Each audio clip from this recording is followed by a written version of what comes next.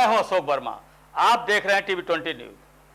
आप TV20 news पर बने रहिए, खबरें लगातार जारी है।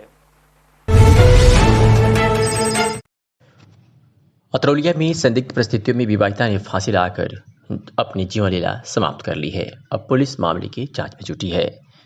बता दें कि बीती रात थाना क्षेत्र के हरदिया गांव निवासी ज्योति पत्नी राजेश चतुर्वेदी, जिनकी उम्र 35 वर्ष है, ने अज्ञात कारणों से संदिग्ध परिस्थितियों में घर में फांसी लगाकर आत्महत्या कर ली। मृतका के पति राजेश द्वारा अन्य लोगों को सूचना दी गई। सूचना पाकर मृतका के पिता सभापति पांडे भी घटनास्थल पर पहुंच गए। तब तक स्थानीय लोगों द्वारा थाने को भी सूचना दी गई। सूचना पाकर उप निरीक्षक रविंद्र प्रताप यादव व पुलिस मौके पर पहुंच गई तथा शव को अपने कब्जे में ले लिया। प्राप्त जानकारी के अनुसार मृतका ज्योति की शादी 2007 में हुई थी। मृतका का मायका दुल्हपुर थाना कटका जनपद अम्बेडकर नगर है तथा मृतका के पास 2 बच्चे हैं, जिसमें एक लड़का 14 वर्ष तथा लड़की 4 वर्ष की है। मृतका के पिता सभापति ने बताया कि शाम को लगभग 7:30 बजे दामाद राजेश ने मुझे फ़ोन पर बताया कि ज्योति ने फांसी लगा ली है। मैं इसे डॉक्टर के पास से वापस ले जा रहा हूँ। मेरा दामाद राजेश हमेशा दारू पीता था। मृतका के पास भी दारू पी कर ही पड़ा था। दामाद राजेश अपने बच्चों की पढ़ाई का पैसा भी नहीं दे पाता था, इसलिए दोनों बच्चे मेरे यहाँ रहकर पढ़ाई करते थे।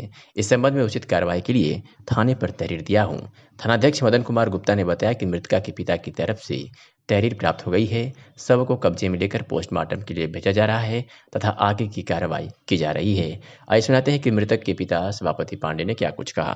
सभापति पांडे, क्या घटना घटी थी आपकी बेटी के साथ, एक बार बताइए। भाई हम मौके पे तो मौजूद थे ही नहीं। हमारा घर जो है 15 किलोमीटर दूर है, लेकिन हमको शाम को इन्होंने फ़ोन किया कौन कि फोन किया था? यही राजेश कि ज्योति वो फांसी लगा ली। हम कहा तुम कहाँ हो? कहे मैं घर लेके पहुंच रहा हूं। और 6:45 बजे मैं वहां से चला और उनके यहाँ पहुंच रहा हूं तो जो है वो गाड़ी एकदम दारू पी के फुल नाच रहे हैं, कूद रहे हैं, जो है वो गाली बक रहे हैं और उधर लाश पड़ी है।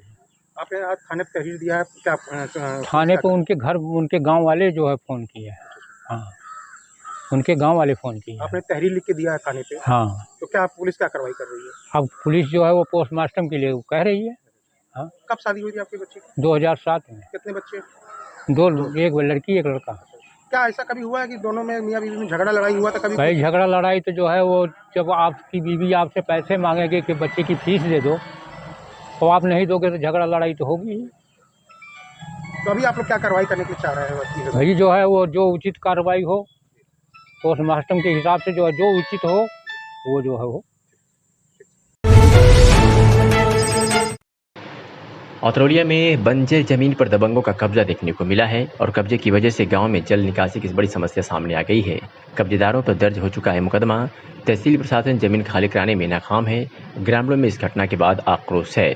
बता दें कि विकासखंड अतरौलिया के अंतर्गत इंद्रपट्टी भरसानी गांव में जल निकासी की सबसे बड़ी समस्या है, जिसके संबंध में स्थानीय लोगों ने कई बार उच्च अधिकारियों को प्रार्थना पत्र देकर अवगत कराया है कि गांव के बंजर जमीन पर विपक्षी बेचन पुत्र विकारू द्वारा बंजर भूमि पर अतिक्रमण किया गया है, जिसे तहसील प्रशासन बंजर भूमि पर दबंगों द्वारा किए गए कब्जे को हटाने में नाकाम रहे। बता दें कि उपरोक्त बंजर जमीन को लेकर 2 पक्षों में मारपीट भी हुई थी। इसमें कई लोगों को गंभीर चोटें भी आई थी। संबंधित लेखपाल द्वारा कब्जेदारों के खिलाफ सार्वजनिक संपत्ति नुकसान निवारण अधिनियम 1984 की धारा 2, 3 व 5 के तहत अतरौलिया थाने में मुकदमा दर्ज कराया गया था, किंतु तहसील प्रशासन द्वारा उक्त बंजर जमीन को अभी तक अतिक्रमण मुक्त नहीं कराया गया, जिसकी वजह से गांव में जल जमाव हो रहा है। वहीं आज गांव के लोगों ने मिलकर स्वयं जल निकासी हेतु नाले की साफ सफाई की, जिससे हो रहे जल जमाव से लोगों को राहत मिली। गांव निवासी राम प्यारे ने पूर्व लेखपाल अखिलेश पर आरोप लगाया कि लेखपाल द्वारा बेचन पुत्र विकारू को बंजर भूमि पर कब्जा दिलाया गया है। तब से गांव में जल निकासी की समस्या बनी हुई है तथा ग्रामीणों में भारी आक्रोश व्याप्त है। उप जिलाधिकारी नवीन प्रसाद ने बताया कि राजस्व निरीक्षक की टीम भेजकर जांच कराकर अतिक्रमण को खाली कराया जाएगा, जिससे जल निकासी की समस्या का जल्द समाधान हो। आइए सुनाते हैं कि गांव निवासी राम प्यारे ने क्या कुछ कहा। सबसे पहले तो आप अपना परिचय दीजिए। राम प्यारे। अच्छा, ये बताइए, ये आप लोग अपने खुद से सफाई कर रहे हैं, इसके विषय में थोड़ा बताइए। इसके विषय में सर ऐसा है कि हमारे घर कल शादी है और हम जो है एसडीएम के यहाँ अभी 10 दिन हुआ होगा। उसके पहले वहाँ एक एप्लीकेशन दिए थे कि सर हमारे घर शादी है और रास्ता जो है जल निकासी न होने के कारण बाधित है। और जहाँ जल निकासी वाला गड्ढा था वह गड्ढा जो है पूर्व प्रधान और अखिलेश लेखपाल उस गड्ढा वाली जमीन को बेचन पुत्र बेकारों को अवैध रूप से कब्जा करा दिए और जिससे जो है जल निकासी बिल्कुल एकदम बाधित है। आपने इसके विषय में किसी अधिकारी को ज्ञापन दिया था या किसी अधिकारी से शिकायत किए थे? हाँ सर। अच्छा, तो अधिकारी ने क्या बताया? कभी देखने आए, कभी इस विषय पे जो है चर्चा किए? चर्चा इसके विषय में तो कुछ नहीं किए। अच्छा, कभी देखने भी नहीं आए? देखने भी नहीं आए। अच्छा, तो ये बताइए, ये जो नाली आप लोग खुद से सफाई कर रहे हैं, तो इसके विषय में कभी कोई अधिकारी इसको संज्ञान में मामला लिया था कि नहीं? कुछ नहीं।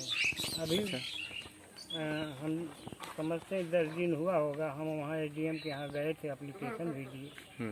सर को आके देख लीजिए और हम लोगों के रास्ता के बारे में तो सोचिए। वहाँ जो है जल निकासी बिल्कुल बाधित है और तो अब हमारे घर कल शादी है तो इस नाते जो है हम अपने आप यहाँ जो है साफ सफाई कर रहे हैं। चलिए, ठीक। और ये खबर आजमगढ़ की अतरौलिया से है, जहां मदन कुमार गुप्ता ने नए थानाध्यक्ष के रूप में शुक्रवार को पदभार ग्रहण किया। थानाध्यक्ष मदन कुमार गुप्ता ने पदभार ग्रहण के बाद थाने के सभी पुलिसकर्मियों से औपचारिक जान पहचान की। उसके बाद उन्होंने थाने का जायजा लिया। नए थानाध्यक्ष मदन कुमार गुप्ता ने थाना क्षेत्र की जानकारी हासिल कर महत्वपूर्ण समस्याओं पर चर्चा करते हुए थाने में पुलिस बल के साथ बैठक कर विचार विमर्श कर कई दिशा निर्देश दिया। नव पदस्थापित थानाध्यक्ष ने कहा कि अपराध नियंत्रण विधि व्यवस्था प्राथमिकता रहेगी, अपराध पर पूर्ण नियंत्रण रहेगा।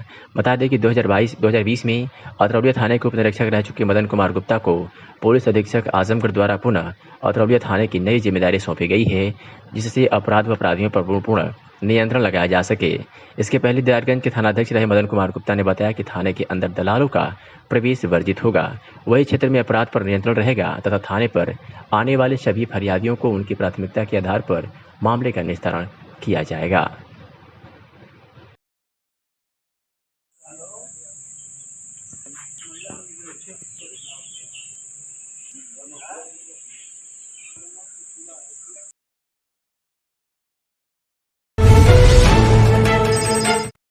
आजमगढ़ के बूढ़नपुर तहसील के क्षेत्र के पौहारी बाबा के सरैया स्थान में 9 दिवसीय राम कथा ज्ञान यज्ञ के चौथे दिन वृंदावन से आए हुए कथावाचक अनुराग कृष्ण शास्त्री द्वारा राम भक्ति गीत एवं प्रवचन के माध्यम से श्रोताओं को भाव विभोर कर दिया। भगवान राम के आदर्श का वर्णन करते हुए कहा कि बाबा गोस्वामी तुलसीदास जी ने प्रभु श्री राम के बारे में कहा कि भगवान श्री राम प्रभु प्रातःकाल उठकर अपने माता पिता का अभिवादन करते हैं। ऐसा हम भी आप लोगों से निवेदन करेंगे कि आप लोग अपने माता पिता का चरण स्पर्श करें व लोगों से समान व्यवहार करें। वही आए हुए श्रोताओं ने कहा कि पहाड़ी बाबा के स्थान पर पानी पीने वाले स्थान पर नाली बजा रही है, जिसमें साफ सफाई नहीं की जा रही है, जिसको लेकर श्रोता परेशान है। आइए हम आपको सुनाते हैं कि स्वयंसेवक ने मीडिया से बातचीत में क्या कुछ कहा। मैं नितिन कुमार श्रीवास्तव, सेवक बाबा पौहारी जी विकास समिति सरैया, जो यहाँ राम कथा ज्ञान यज्ञ चल रही है, इसमें कल कुछ सफाई कर्मी आए, मगर सफाई के नाम पर आधा काम करके बीच में ही चले गए। ये देखिए आपके सामने यहाँ नाली पूरा कचड़े से भरी हुई है। ये नाली पूरा कचड़े से भरी हुई है और इसको नहीं साफ किए यहाँ पानी पीने के लिए लोग आ रही है। सफाई कर्मियों को बताया गया था। हाँ, बताने के लिए यहाँ रहना चाहिए। रोज इतनी पब्लिक आ रही है, हजारों की संख्या में लोग आ रहे हैं रोज। ये पुनीत कार्य है, धर्म स्थल है। आजमगढ़ जिले के उकरौड़ा गांव में विभिन्न धर्मों के लोगों ने लगभग 40 लाख रुपए की लागत से एक भव्य मंदिर का निर्माण कराकर अनेकता में एकता की मिसाल पेश की है। आज नवनिर्मित तर्पण स्थल शिव मंदिर में विभिन्न प्रतिमाओं की प्राण प्रतिष्ठा की गई। इस दौरान पूरा क्षेत्र भक्तिमय हो उठा। मंदिर के निर्माणकर्ताओं में शामिल रिटायर्ड कस्टम अधिकारी रविंद्रनाथ सिंह ने कहा कि पहले इस मंदिर की जगह छोटी सी मूर्ति हुआ करती थी। इसके बाद ग्रामीणों के कहने पर इस मंदिर का भूमि पूजन 18 अक्टूबर 2020 को हुआ, जब देश में कोरोना काल चल रहा था। लगभग 18 महीने में यह मंदिर बनकर तैयार हुआ। उन्होंने बताया कि इस मंदिर के लिए सिर्फ जनपद ही नहीं बल्कि अन्य प्रदेशों से भी विभिन्न धर्मों के लोगों ने सहयोग किया। यह मंदिर लोगों की मनोकामनाओं को सिद्ध करने वाला साबित होगा। उन्होंने जनपद वासियों से अपील किया कि इस मंदिर में आएं और अपने इष्ट देवताओं की पूजा करें। अपना परिचय बता दें। हाँ, नमस्कार। मैं रविंद्रनाथ सिंह, रिटायर्ड कस्टम अधिकारी। आज इस तर्पण शिव मंदिर से 7 मई को ये बताना चाह रहा हूँ कि ये मंदिर का भूमि पूजन जो है वो 18 अक्टूबर 2020 को हुआ और करीब 18 महीने में घनघोर कोरोना काल जबकि बहुत ही तीव्र था, उसमें यहाँ के गांव के लोगों ने कहा कि भैया हम लोग निर्माण करना चाहते हैं ये मंदिर। यहाँ पहले एक छोटी सी मूर्ति थी और उसलिए सारे लोगों ने बड़े चंदे की राशि देकर कोरोना काल में, और बाद में मैंने प्रयास मुंबई से, जनपद के और क्षेत्रों से और स्थानीय लोगों से मिला के करीब 40 लाख रुपए इकट्ठा किया, जिससे कि मंदिर निर्माण, मूर्तियाँ और भंडारा हो रहा है। 9 मूर्तियाँ हैं, उसमें शंकर जी हैं, गणेश जी हैं, माता पार्वती हैं, राम सीता हैं, हनुमान हैं, शनि महाराज हैं। तो सारे मुख्य देवताओं का प्राण प्रतिष्ठा आज शाम को होगा। कल 8 मई को हवन और भंडारा होगा। मित्रों, ये मंदिर सारे धर्म के लोगों ने मिलकर बनाया है। हिंदू, मुस्लिम, सिख, ईसाई और लगभग सारे देश के सारे प्रांतों से चंदा आया है। ये एक चमत्कारिक मंदिर है, क्योंकि कोरोना काल में इसने जब चमत्कार कर करके यहाँ की जन भावनाओं को देते हुए 40 लाख रुपए भगवान ने इकट्ठा किया। तो मैं आप लोगों को ये सूचित करना चाहता हूँ कि आप लोगों की मनोकामना पूरी करने वाला भविष्य में मंदिर होगा। इस मंदिर अपने आप में निर्माण में ही देखेंगे भव्यता है, दिव्यता है और अपने लोगों की मनोकामना पूरी करने वाला मंदिर है। इसलिए आप लोगों से प्रार्थना है कि इस मंदिर में आएँ, शिव जी की पूजा करें, हनुमान जी की पूजा करें, शनि महाराज की पूजा करें, राम सीता की मना करें और राधा कृष्ण करें। जो आपका देवता है उसकी पूजा करें। इस मंदिर में मुख्य दानकर्ताओं की जब नाम पत्थर पर अंकित हैं, करीब 250 नाम हैं बम्बई के और स्थानीय लोगों के। तो ये छोटी सी जानकारी मैं आप लोगों को दे रहा हूँ कि इस मंदिर पे कृपया सदा भाव से आएँ और इसका दर्शन करें, पूजा करें। और मैं आपको विश्वास दिलाता हूँ ये निश्चित आपकी मनोकामनाएं पूरे करने वाला मंदिर होगा। धन्यवाद। क्या नाम है? राम पलट उपाध्याय। अच्छा, ये मूर्ति की स्थापना हुई, क्या उद्देश्य है, कहाँ है? ये शंकर भगवान के मंदिर की स्थापना है। प्रधान मूर्ति शंकर भगवान की है और इसके साथ साथ और 5-7 मूर्तियां हैं। गणेश जी हैं, कार्तिकेय जी हैं, शनि जी हैं। क्या संदेश देना चाहेंगे जी? संदेश क्या देना चाहेंगे गांव के लोगों को? गांव के लोगों के लिए, गांव के कल्याण के लिए मंदिर की स्थापना हो रही है। सब लोग मंदिर का पूजा पाठ करें, यही संदेश है। और क्या है?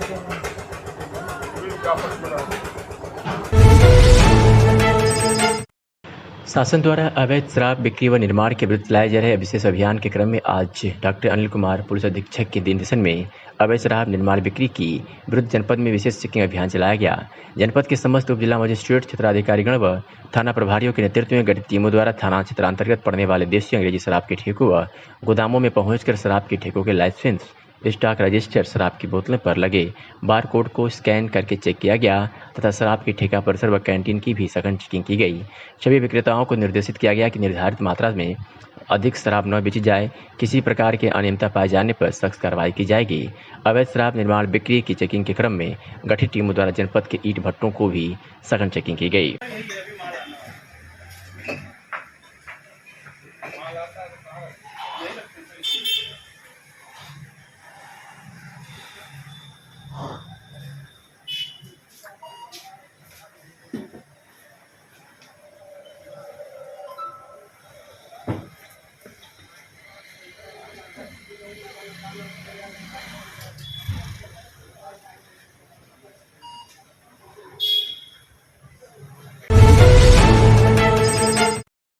पुलिस अधीक्षक आजमगढ़ अनुराग आर्य द्वारा जनपद आजमगढ़ की यातायात व्यवस्था को सुदृढ़ बनाने तथा अवांछित गतिविधियों पर लगाम लगाने के क्रम में चलाए गए अभियान में जनपद के कुल 70 स्थानों पर चेकिंग की गई। इसमें 1749 वाहनों को चेक किया गया। बिना नंबर प्लेट की गाड़ी चलाने, यातायात के नियमों का पालन न करने व नवयुवकों द्वारा मोटरसाइकिल पर 3 सवारी चलने तथा बिना हेलमेट के चलने वाले 457 वाहनों का चालान व थाना कोतवाली से 1 वाहन सीज किया गया।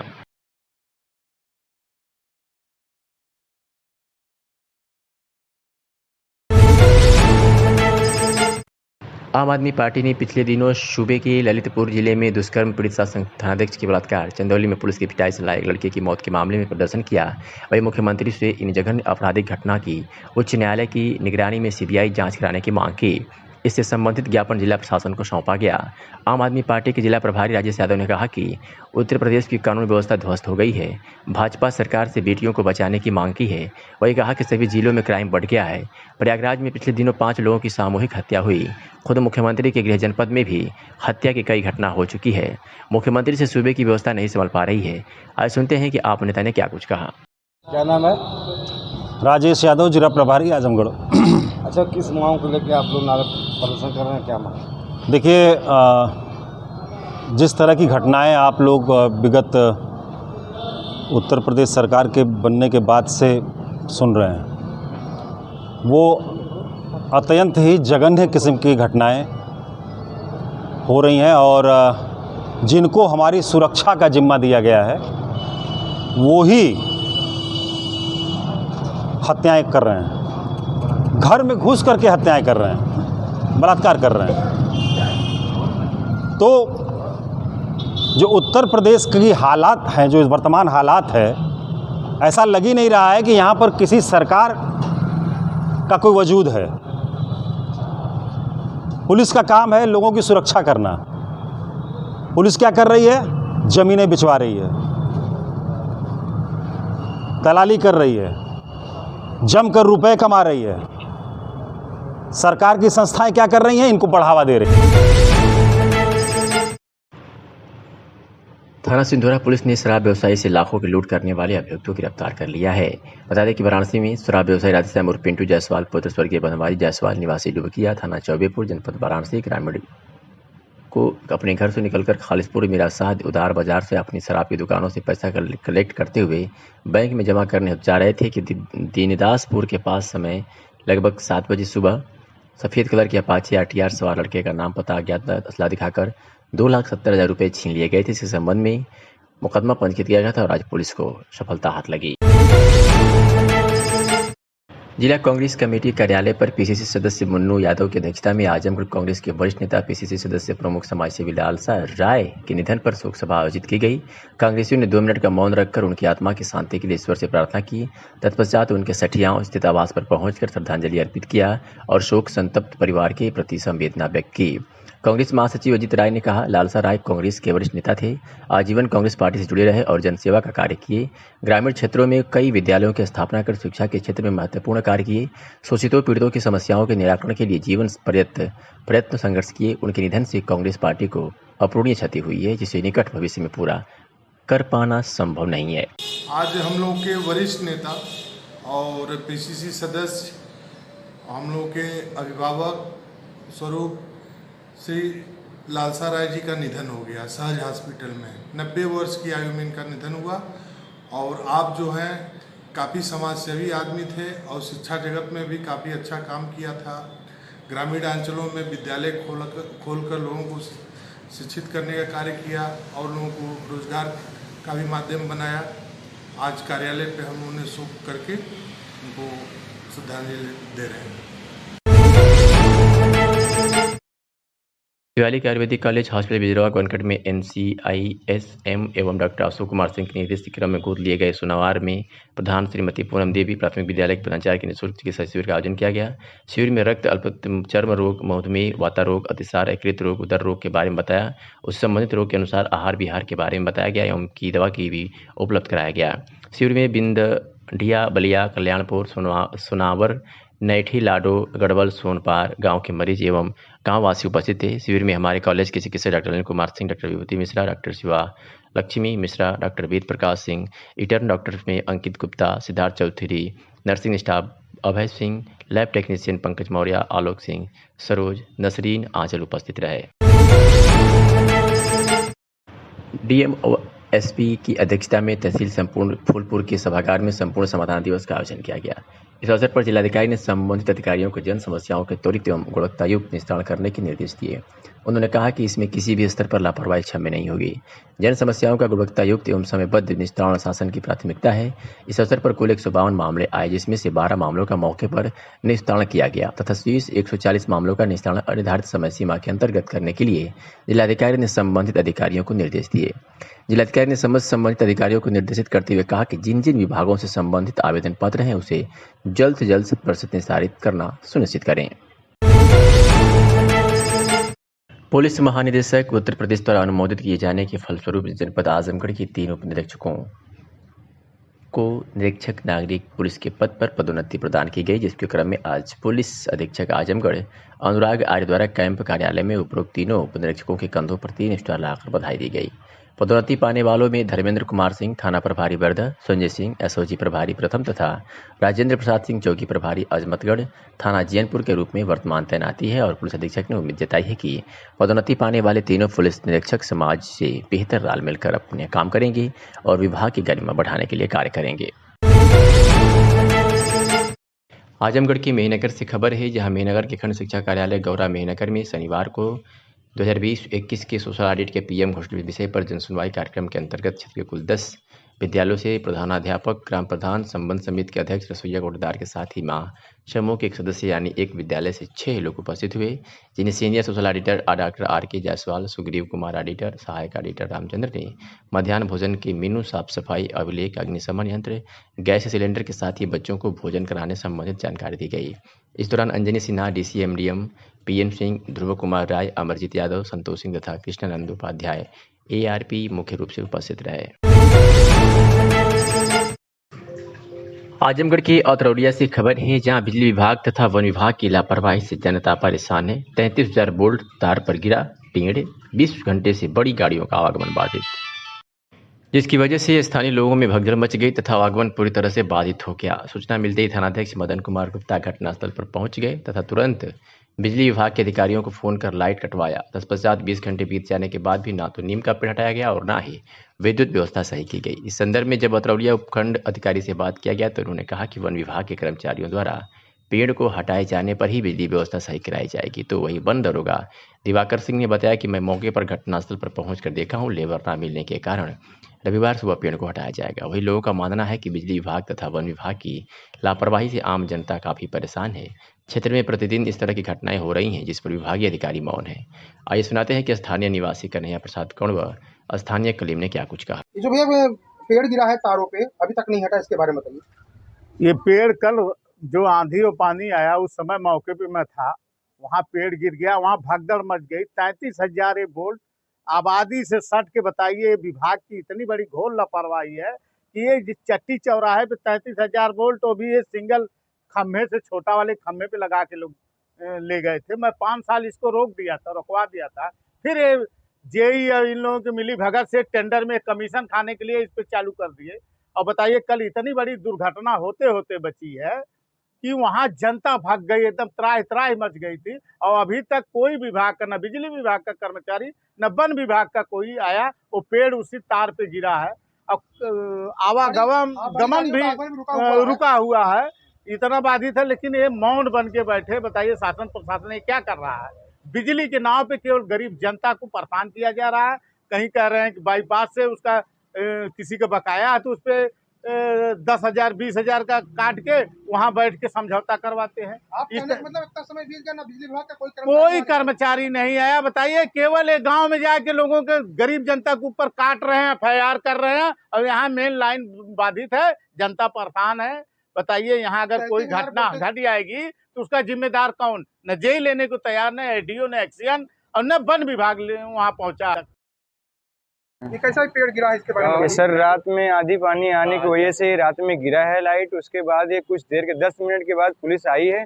पुलिस देखने के बाद जो है कि देखे लोग हैं, तब तक ये 33,000 जो है इसमें अच्छा सूचना दी है लाइट विभाग में, तो सूचना देने के वो लोग चालू कर, थोड़ा सा आवाज़ के बाद तुरंत बंद हुआ है और रात पब्लिक जो है बहुत परेशान है। बड़ी गाड़ियाँ जा रही हैं, उसमें सबको असुविधा हो रहा है। दिक्कत बात ये है और लाइट जो है छोटी, और जो लाइट का सुविधा है, लाइट की सुविधा है, डर ये है कि कोई गाड़ी जाने को टच ना हो जाए, कि लोगों को कोई घटना न जाए। कर्मचारी आए हैं, सूचना देने के बाद रात में 3 लोग आए थे, जो लड़के लोग उसमें काम करते हैं, तो बोले आज थोड़ा आएगा, सब लोग सोएंगे रात में कि ये करने आएंगे। दुर्घटना सकती है सर, इसमें बिल्कुल सही बात है। कोई बड़ी बात हो जाए तो इसमें कौन जिम्मेदारी कौन लेगा?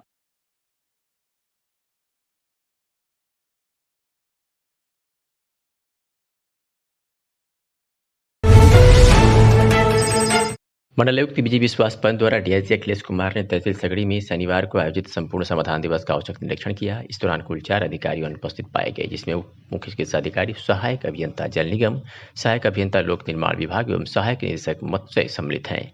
मंडलायुक्त श्री पंत ने कहा कि जन समस्याओं का निस्तारण शासन की शीर्ष प्राथमिकताओं से संबंधित कार्यक्रम है, इसलिए इसके प्रति सभी को पूरी तरह गंभीर रहने की जरूरत है। उन्होंने अधिकारियों को अनुपस्थित पर नाराजगी व्यक्त करते हुए कहा, जहां अनुपस्थित अधिकारियों से स्पष्टीकरण तलब किया है, वही उनका 1 दिन का वेतन बाधित करने का भी निर्देश दिया है। इस मौके पर मंडलायुक्त एवं डीआईजी द्वारा वहां उपस्थित आमजन की समस्याओं को भी सुना गया तथा कई मामलों का मौके पर ही निस्तारण किया गया।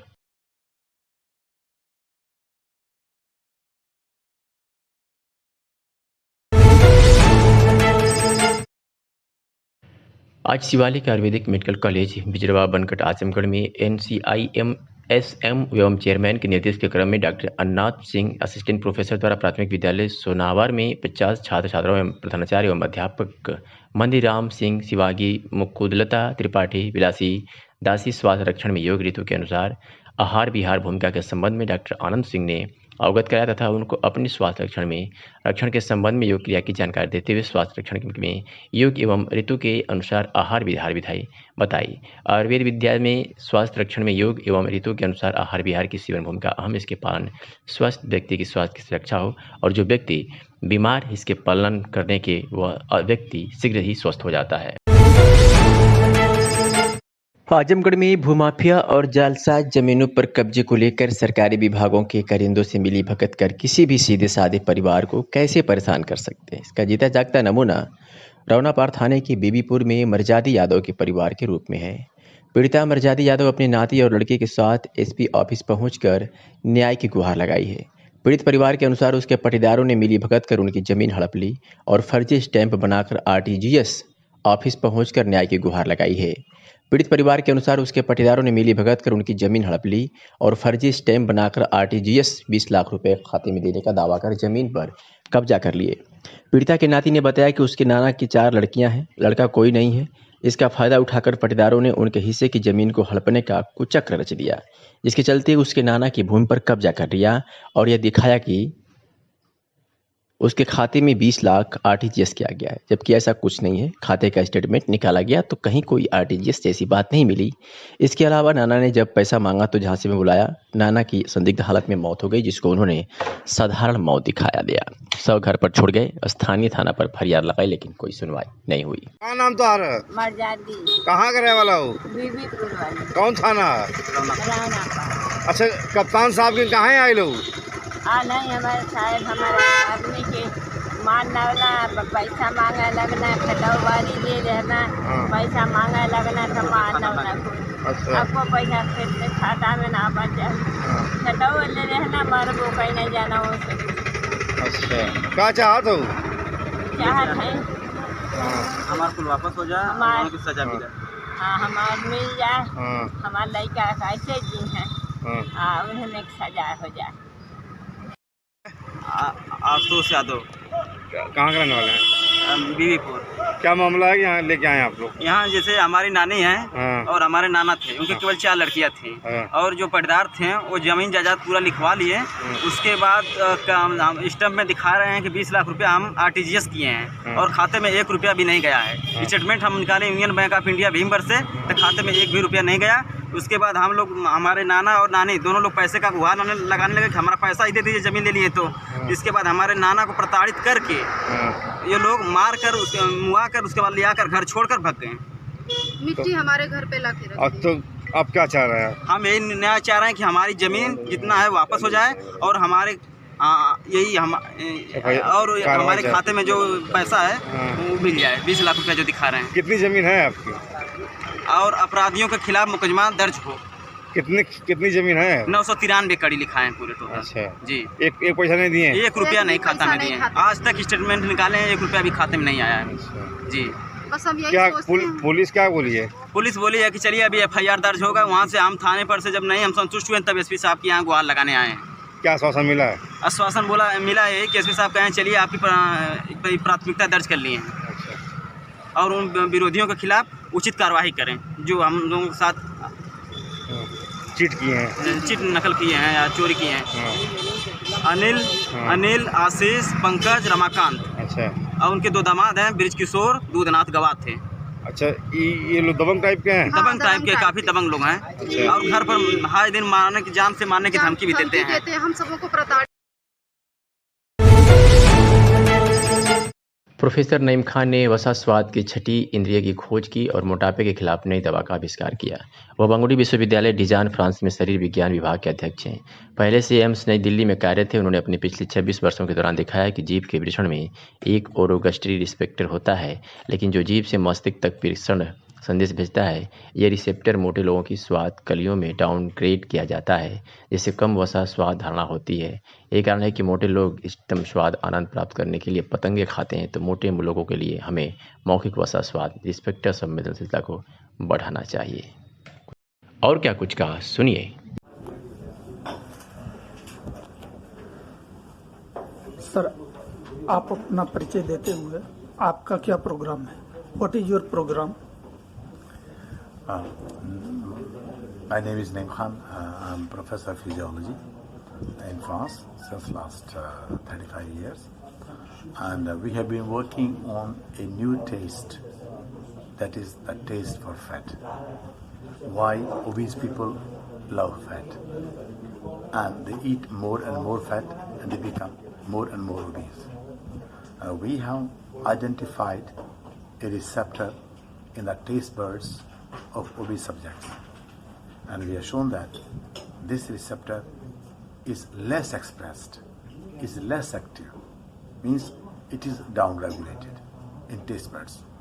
That's responsible for less food pleasure.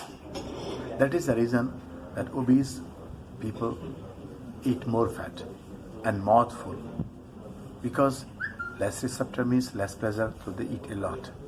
So we have discovered this receptor through the research of last 14 years or 15 years, and now we are targeting this receptor as a therapeutic weapon. So we have synthesized some molecules that can upregulate this receptor in the obese and then trigger a fat-like sensation. Our molecules are 80 times more tastier than natural fat. Sir, according to your program, what is the solution about the overweight and obesity? Overweight, that's not really so bad. But when overweight leads to obesity, that is bad. Or overweight, long-term overweight, and mild obesity. And we want to decrease it. And how? We want to decrease fatty food intake. That means less food intake, but with the same pleasure, rather more pleasure, and less obesity. Because obesity gives rise to a number of complications: arthrosis, cardiovascular pathologies, atherosclerosis, and other morbidities. How to get benefit of society of your program? Our program is for all the obese, rich or poor, in every corner of the world. But we want to start in India because I'm from India. So I think. Bhadohi जनपद में हो रहे लूट की रोकथाम हेतु police अधीक्षक भदोही अपर police अधीक्षक भदोही द्वारा निर्देशित किया गया था कि उक्त निरीक्षण में क्रम में अभियुक्तों को ग्राम कोटिगांव थाना रामपुर जनपद जौनपुर एवं एक अभियुक्त को बोलेरो के साथ रामपुर थाने के पास जनपद जौनपुर से गिरफ्तार किया गया। अभियुक्तों द्वारा 24 अप्रैल की रात्रि लगभग 10:30 बजे उगापुर नहर के पास से कोयले के व्यापारी की अपहरण कर हत्या करने के प्रयास के दौरान ट्रक से भरा हुआ 25 टन कोयला लूट लिया था, जिसे अभियुक्तों की निशानदेही पर बरामद कर लिया गया है।